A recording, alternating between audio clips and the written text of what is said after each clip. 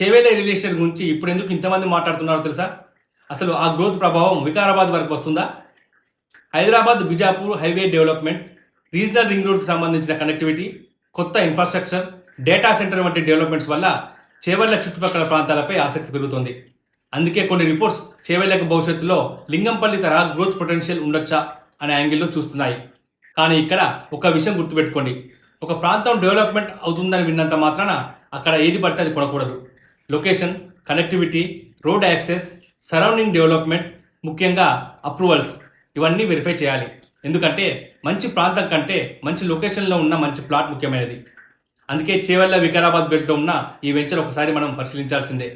ఇదే మా JB infra group యొక్క 150 acres జేబీస్ ప్రెసిడెంట్ సిటీ, డిటీసీపీ మరియు రేరా అప్రూవల్స్తో డెవలప్ చేసిన ఓపెన్ ప్లాట్ వెంచర్. మీకు చేవెళ్ల వికారాబాద్ బెల్ట్లో ప్లాట్ ఇన్వెస్ట్మెంట్ గురించి ఆలోచిస్తున్నట్లయితే వికారాబాద్ అని కామెంట్ చేయండి. లొకేషన్ మరియు ప్రైస్ డీటెయిల్స్ మీకు డిఎం చేస్తాను.